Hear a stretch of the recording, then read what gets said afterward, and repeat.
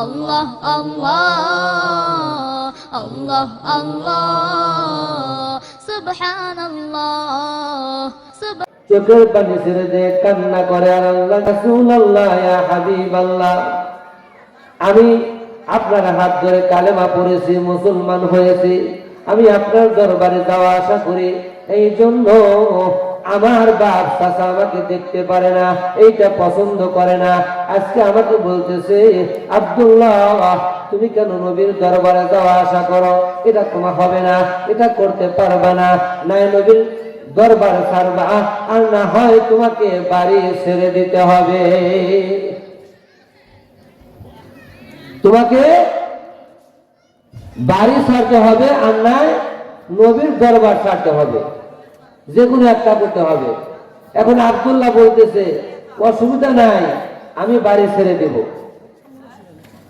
আব্দুল্লাহ বলতেছেন ইয়া রাসূলুল্লাহ ইয়া হাবিবাল্লাহ, আমি আমার চাচাকে বলে দিয়েছি, চাচা গো আমি আপনার বাড়ি কেন, আমি বাড়ি কেন, আমি দেশ পর্যন্ত তামাম পৃথিবী পর্যন্ত আমি ছেড়ে দিতে পারি, কিন্তু এক মুহূর্তের জন্য আমি আমার নবীর দরবার ছাড়তে পারবো না,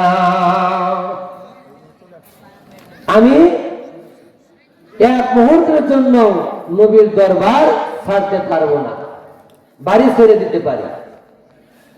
এরপরে তার চাচা ডাক দেয়া বলে ঠিক আছে তুমি বাড়ি ছেড়ে দাও, আর তোমার পরনের মধ্যে যে কাপড় আছে এই কাপড় খুলে রাখো, কারণ এই কাপড়ও তো তোমার বাবা চাচার, এই কাপড়ও তো আমাদের, তাহলে এই পরনের কাপড়ও তুমি রেখে যাও।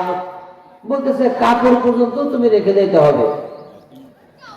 আব্দুল্লাহ রাদিয়াল্লাহু আনহু ডাক দিয়ে বলে ইয়া রাসূলুল্লাহ ইয়া হাবিবাল্লাহ, তখন আমার চাচাকে আমি জানায়া দিলাম চাচা গো আমি আমার কাপড়কে ছাড়তে পারি, আমার শরম লজ্জাকে আমি হারাইতে পারি, আমি সর্বহারা হতে পারি, কিন্তু এক মুহূর্তের জন্য আমি আমার ঈমানকে ছাড়তে পারবো না,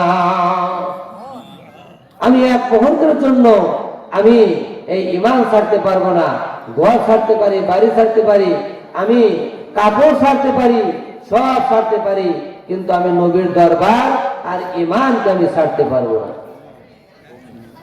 এই কথা বলে দেওয়ার পর আমার পরনের কাপড় পর্যন্ত আমি খুলে রেখে দিলাম।